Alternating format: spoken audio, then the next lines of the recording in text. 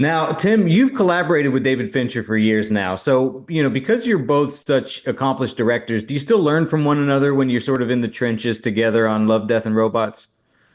Oh, always. But mostly it's me learning how much better a director he is than myself.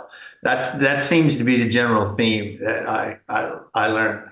Now David is, and lots of people that work with him would say this. He sends you little haikus of knowledge all the time, like film is about the expansion and compression of time, or the main job of a director is where to put the camera and for how long. And they're always in all caps, and they're great. Some of them are in the form of just reading his notes. Like it really is a class in directing to watch him give notes on works in progress and do shots. And Jennifer got a chance to do storyboards for him on Bad Traveling. What did you learn, Jen? That he has an incredible photographic eye for what he wants, and how he describes it is it's already done. It's literally already done, and he's just trying to communicate it to you.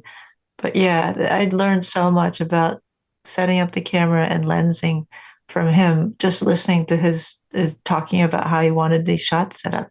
Every department at Blur that was working on his short, they basically say it's a masterclass in whatever they were doing with him, because it was always an interesting way of approaching light and camera and storytelling. It was just beautiful. That's At one of awesome. our screenings, he said the other day, which I thought was interesting. He's like, the director is the only one who's working backwards in time, because the director sees the finished product, which is not true in my case, but it is in his case. He sees the finished product, and you're just trying to get everybody to get to the place that you've already been in. So you go backwards in time and pull them forward with you, which is a really interesting way to look at it. I feel it's more of an evolution, but that's mostly because I don't think I have everything figured out, and you see opportunities along the way to make things better. They work out differently than what you thought they were on the page, but that's just me. Now, Jennifer, Spider-Rose returns to the Swarm universe. So I wanted to know what drew you back there, and what were you excited to explore specifically with this one?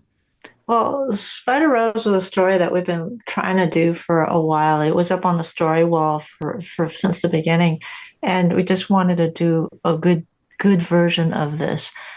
Swarm, we brought back the investor aliens from Swarm. We actually used the same model, not because we wanted to save money or anything. It's just the same character.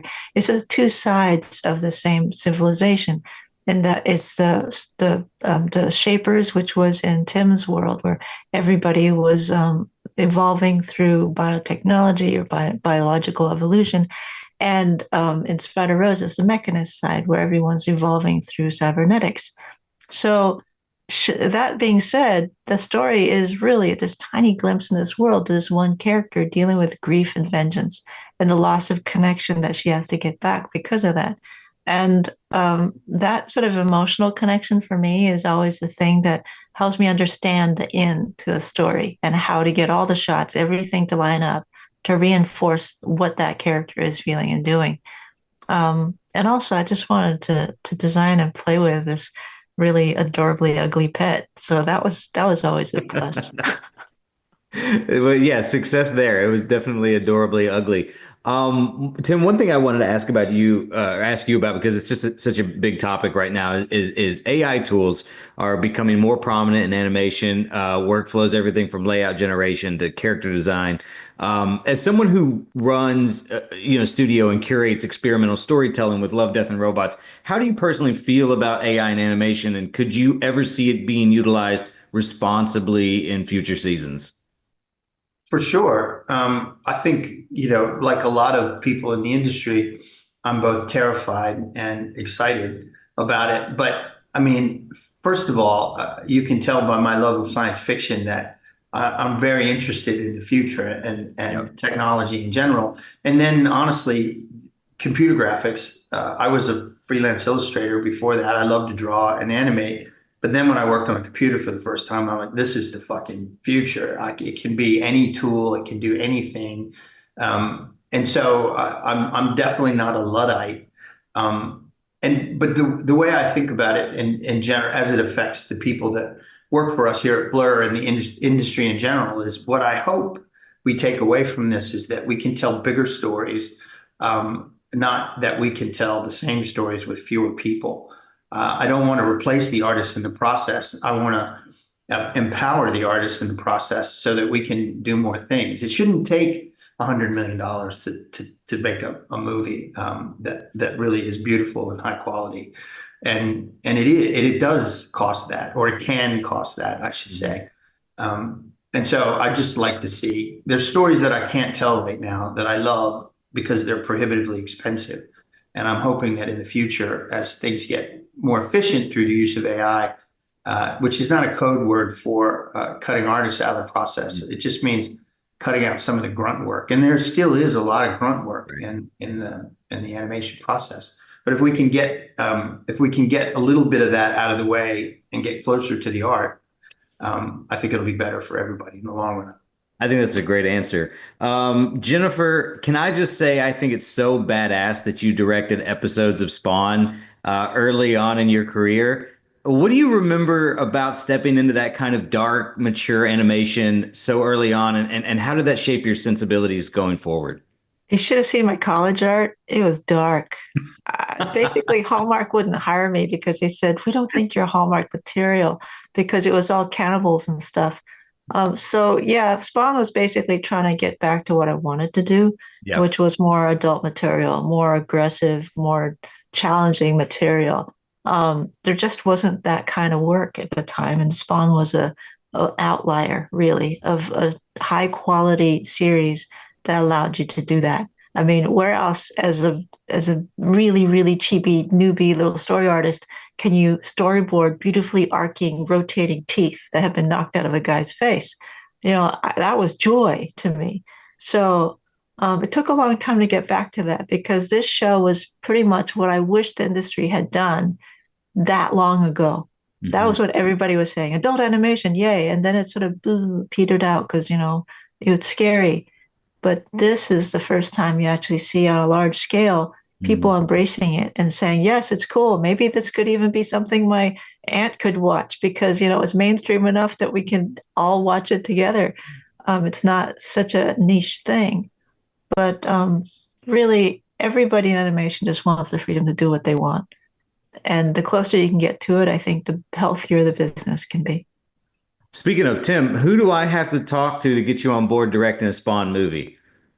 I don't know. Are they trying to make another one? Yeah, Nobody's ever. Jason Blum has the rights for it. That's been in the works. They Ah, don't have a director yet, though. could be interesting. I don't know. It sounds like maybe Jennifer is the right director for that. You It never could know. be I would. available. Oh yeah, okay. I got. I'm gonna call Todd right after this. I'm gonna get you guys linked up. Yeah. Um, Yes, I know this woman and she is incredibly dark and fucked up, and she knows the material. that sounds great. Last question for you, and then I got to run. I'm out of time. But it's been a few years since Terminator: Dark Fate. Tim, do you feel the itch to return to a full-length features, or does the short-form chaos of Love, Death, and Robots flex that same creative muscle for you? No, I want to do a feature again. You can tell by the massively outsized success of Terminator Dark Fate that many people beat a path to my door to get me to direct other feature films. I'm being completely facetious there. The movie tanked, and so nobody came and asked me to direct It was great other. though. It was. I mean, I loved it. So Thank you. I'm very proud of it. But Hollywood often rates you by the success of box office versus the success of the film. But I also love short form, so it's not like I'm sitting here going boo hoo, woe is me. When am I going to get a feature? But I love the fact that I like the singular focus that you have when you're making a movie or a TV series that is one story of one set of characters that evolves. But I also like short form because I'm a little ADD and it gives me a chance to try different things. Every few months, you're moving on to a different idea, or you're working through multiple ideas at the same time. So when I'm here, I feel like, man, it'd be nice to go out and do a feature. And then when I get back, I feel like, Well, now I don't have to think about the same thing 7 days a week for months and months or years at a time, you know? Terminator is interesting, but I don't know that it was interesting enough to think about that and that only for 2.5 years, you know? But Yeah. it's great to focus. Absolutely. Well, I can't wait to see what you both do next. Thank you so much for your time. I really appreciate it. And now, if you'll excuse me, I'm going to go binge the rest of the season. They just sent me the rest of the episodes. I'm so excited. Great, Oh, cool. Well, thank you. great. Appreciate it. First off, I'm a huge fan of your episodes of Love, Death, and Robots. I've been enjoying the show, since it first came out, and I love the show. It's probably my favorite thing Netflix does. Hmm. Tim said that this was one of his favorite stories from the Mirachez anthology. So, did adapting a personal favorite add to the pressure in any way? No, totally. Yeah. It came with that kind of baggage attached to it. And it was known that, Tim had been sort of like been sitting on this one for probably over 10 years. Probably, I don't know. It sounds like he read it, a long time ago. So, you know, on one hand, I was sort of flattered and terrified at the same time. I see that. I can totally understand that. You're I one know. of the few returning directors. What's kept you coming back to Love, Death, and Robots, and how has your approach maybe evolved since Ice? Um, well, we did Zima Blue, and that was a great experience. And the way it was received on Netflix, and the audience reaction, it was incredible. Way way better than I had imagined. So a second season came up, and I don't know. I think I reached out to Jennifer Miller. I was a little kind of bashful about it, but I sort of said, "Hey, if you guys got another story, I'm totally down for doing another one." And they're like, "Really?" And I said, "Yeah." So that sort of happened. And Hmm. then we did that, and that was pretty good. And then Tim was in Vancouver for a SIGGRAPH thing about 3 years ago. And I get to finally meet him, and we sat down for a drink. And I knew there was another season, but I didn't really want to mention it because I sort of thought, oh, surely they must be looking for new directors and some new blood with this stuff. So he says, "Hey, did you hear we have a new season coming up?" And I said, "Yeah, yeah, I heard." And he says, "Do you want to do one? I got a story for you." I said, "Hell yeah." You know? So I don't know if that just happened as a result of us sort of sitting down together, like happenstance, or if it would have happened, otherwise. But, the opportunity presented itself and I was ready to go. Now, how excited were you when John Boyega got cast in the lead role for 400 Boys? Yeah, I was really excited. That main character was the last voice to be cast. Oh, was Uh, it? That's yeah. cool. And we had about 20 other people audition for the part. We even sort of recorded like of maybe two other voices and cut it into the edit. And we looked at it and we thought, man, I don't know, is this working? And so we were kind of, at the point where we really needed to get it done. And the voice casting director in London knew John Boyega and brought him into the mix. And he came in and recorded the voice and hit it out of the park. And we were good to go after that. That's awesome. I think John Boyega needs to be in more things. I love that guy. And now, correct me if I'm wrong, but this episode is hand drawn 2D animation, correct? You're correct. Yep. Okay, so I wanted to ask you, when CGI is so popular, what do you feel like is still the power of 2D storytelling in this kind of animation space? Man, I keep thinking like the smallest part of the market, just like what vinyl is to digital music. It's not like the lion's share at all, but there's always going to be like a small section of people that kind of like that analog quality. And I think that metaphorically, that's kind of maybe what the appeal of the 2D animation is. It's kind of got that analog hand-drawn quality to it. It's definitely got some scratches, on the surface of it, Yeah.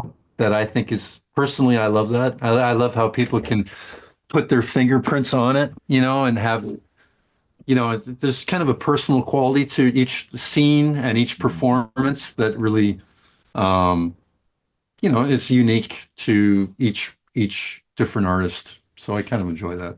No, I was raised on 2D animation, and I love when it gets brought back around because I miss it a lot. I mean, I loved all the Don Bluth stuff and of the 80s and heavy metal and all of that. So I'm a If big you go out for a drink in London after work, it's all the 2D guys that go out and drink. Oh, really? Mm. That's pretty awesome. I mean, not hard and fast rule, but it's generally speaking, you look around, it's like fucking crusty old dogs, you know? That sounds like my people these days. Yeah. What was your favorite episode this season that you didn't work on as far as like excluding 400 Boys, obviously? Yeah. Well, like Tim Miller said, it's hard to watch your own work, especially when it's, in a catalog with other ones. So, I mean, for the first time, I watched six of I think there's 10 shorts coming out this season. Mm-hmm. So, I mean, the overall impression, which I had, was that collectively they're all stronger than any individual episode.